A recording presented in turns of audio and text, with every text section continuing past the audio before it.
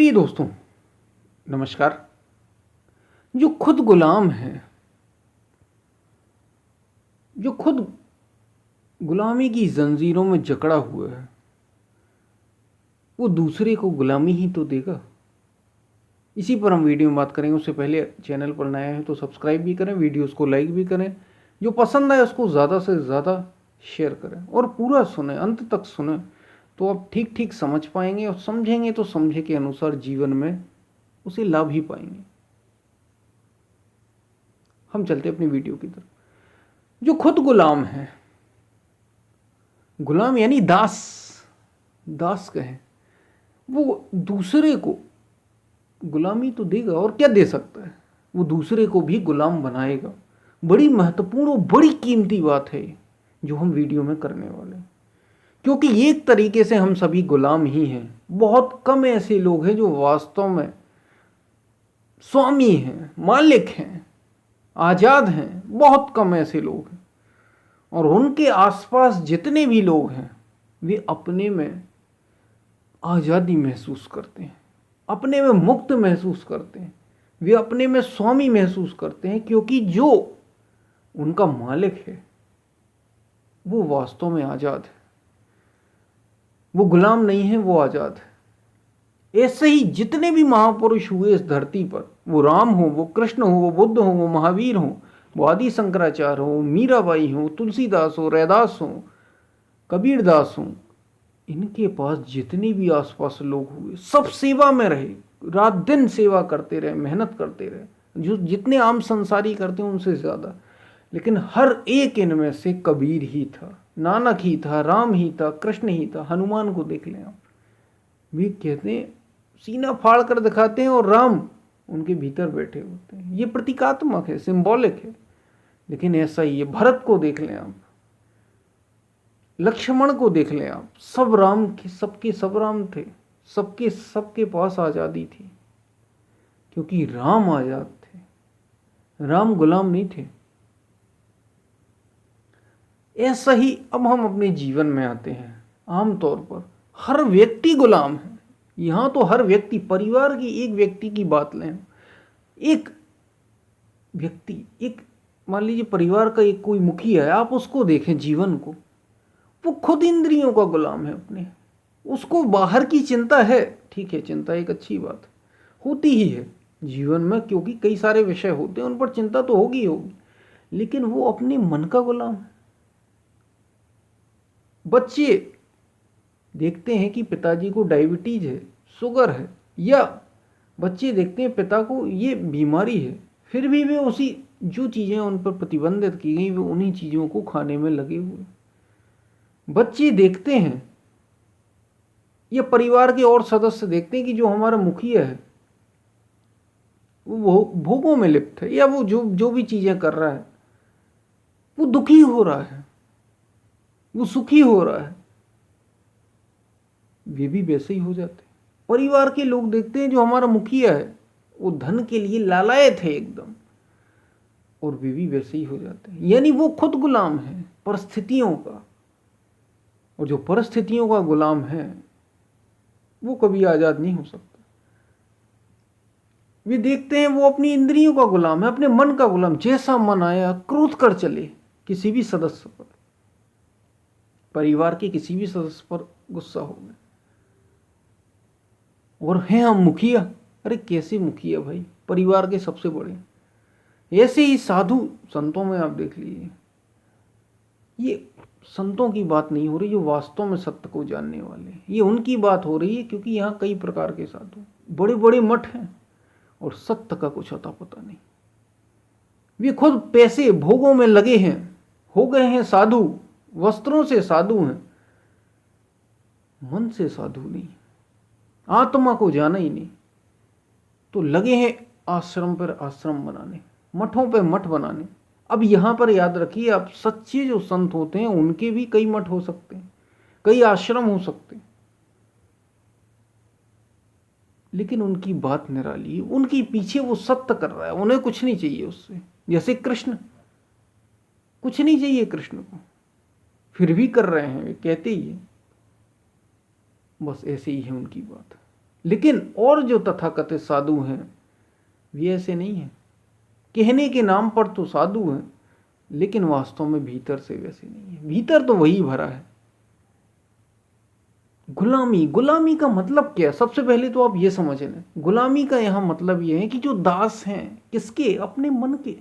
मन जैसा कह रहा है वैसा चल रहा है, इंद्रियां जैसा, आंखें जैसा कह रही हैं जबरदस्ती वैसा देख रहे हैं, जैसा कान कह रहे हैं सुनने के लिए वैसा सुन रहे हैं। उनका अपना कुछ स्वामित्व ही नहीं है अपने ऊपर, वे गुलाम है। और जो गुलाम खुद है उसे असुरक्षा का भाव है कि उसके जो आसपास लोग हैं ऐसा ना हो उसे छोड़कर चले जाएं, नहीं तो वो फिर क्या करेगा। तो वो उससे पकड़ के रखते हैं, गुलामी करवाते रहते हैं। आपने देखा है, पति चाहता है पत्नी किसी दूसरे से अगर बात कर रही हो तो उसे ऐसा लगने लगता है कि ऐसा ना हो ये छोड़ के चली जाए, उसी के साथ हो ले। पकड़ के रखते हैं लोग, देखा है आपने। साधु, ये बड़े अच्छे साधु हों और उनके 8-10 शिष्य हों, 15-20 शिष्य हों, और वो एक शिष्य किसी दूसरे आश्रम के महंत से, साधु से बात करने लग जाए तो जो साधुओं में मुखिया साधु हैं उन्हें लगता है अरे ये कहीं मेरे शिष्य को फोड़ ना ले जाए। मतलब अपना गुलाम बनाने की प्रवृत्ति रहती ही है। किसमें? जो खुद गुलाम है उसमें गुलाम बनाने। और जो खुद से मुक्त हो गया, खुद गुलाम, शरीर का गुलाम, खुद गुलाम, मन का गुलाम। इस शरीर और मन की जितनी भी प्रवृत्तियां हैं, जहां जहां तक ये सोच सकता है संसार में, उन सब से परे जो सत्ता है, उस सत्य को जब तक नहीं पा जाता कोई, तब तक वो वास्तव में स्वामी नहीं होता, वास्तव में स्वामी नहीं होता।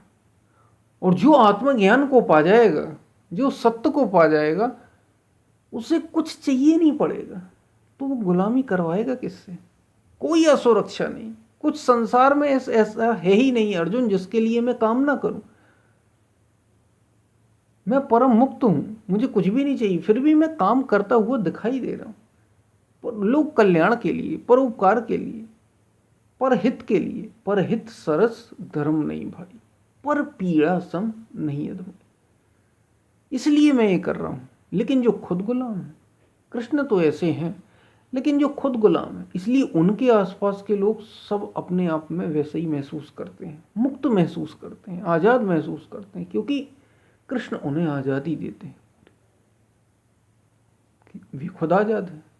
और हम सभी, याद रखिए, अगर आप दूसरे को सुख देना चाहते हैं, दूसरे को आजादी देना चाहते हैं, सच्ची आजादी, सच्चा सुख, तो आप पहले खुद आजाद हो जाइए, अपने मन से, अपनी बुद्धि से, अपने विचारों से, अपने शरीर से। शरीर से मतलब मन नहीं जाना है, शरीर से आजाद होने का मतलब शरीर की जो प्रवृत्ति है ना, सर्दी, गर्मी, धूप, जाड़ा, बारिश, बरसात, ये सब। इसका मतलब ये नहीं कि लगेंगे नहीं, आपको लगेंगे, लेकिन ये शरीर के धर्म है, ऐसा समझ लेना, ऐसा जीवन में उतर जाना, बहुत ज्यादा परेशान ना होना, तब बात बनेगी। तो आप आजाद होंगे। और जब आप आजाद होंगे, आप यकीन मानिए, आप अपने को सुधार लेंगे ना। एक वीडियो में हमने बात की थी, सब आसपास बदल जाएगा, सब सुधर जाएंगे। आप अपने को तो सुधार लें, आप स्वामी हो जाएं, सब अपने आप ही स्वामी। सबसे बड़ा परोपकार क्या है जगत के लिए, पता है आपको? सबसे बड़ा उपकार इस जगत पर क्या है? एक व्यक्ति का, एक व्यक्ति के रूप में तुम्हारा खुद का आजाद हो जाना। आप खुद आत्मज्ञान को पालें, आपका खुद का स्वामी हो जाना, अपने शरीर मन पर स्वामित्व, शरीर और मन से ऊपर अपनी आत्मा में स्थित हो जाना, सत्य में स्थित हो जाना। इससे बड़ा परोपकार कुछ भी नहीं। फिर आप कुछ करें ना करें, आपके आसपास जो लोग रहेंगे उनको उसका लाभ मिलता रहेगा। और यहां तक लोगों में ही नहीं, पेड़ पौधे, पशु पक्षी, सबको लाभ हो, सबको। संतों ने यहां तक कह दिया। इतनी दिव्य चीज है आत्मज्ञान। आजादी इतनी जबरदस्त चीज है, और जो आजाद होगा वही लोगों को आजादी दे पाएगा। उसके आसपास सभी लोग आजाद महसूस करेंगे, आनंदित महसूस करेंगे। आजाद होने का मतलब आनंदित, दुखी नहीं होंगे, कमी नहीं खटकेगी उनके मन में। ऐसे दिव्य पुरुष हुए हैं इस धरती पर, आज भी हैं, आगे भी रहेंगे और पहले भी हुए। आप कब ऐसे होगे, प्रश्न बस इस बात का है।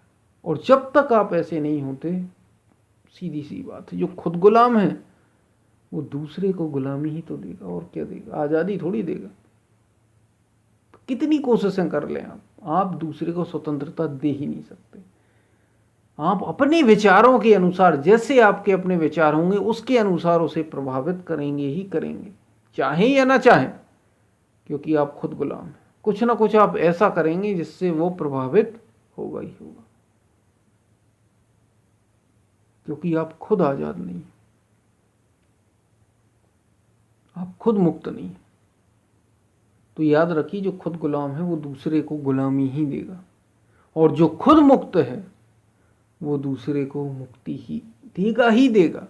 जो खुद आज़ाद है वो दूसरे को आज़ादी देगा ही देगा, उसके जीवन में दखल नहीं करेगा। उसके आसपास लोग परम आनंदित रहेंगे, परम आनंदित, उसके आसपास लोग अपने आप खींचे चले जाएंगे।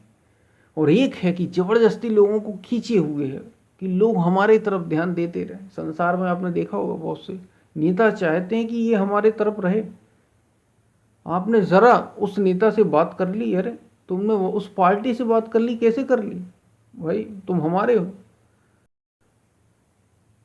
तुम कहीं वहां तो नहीं जा रहे। खींचते हैं अपनी तरफ, अपना नौकर बनाए रखते हैं, अपना गुलाम बनाए रखते हैं, क्योंकि वे खुद गुलाम है अपने मन के, अपनी इंद्रियों के। सबसे पहले तो खुद पर विजय पाना, खुद को मुक्त करना सबसे बड़ी बात है, सबसे बड़ी बात है। और उसमें जीवन से बड़ा और कुछ भी नहीं। और मुक्त केवल आपको सत्य कर सकता है, आत्मज्ञान कर सकता है, ईश्वर प्राप्ति कर सकती है।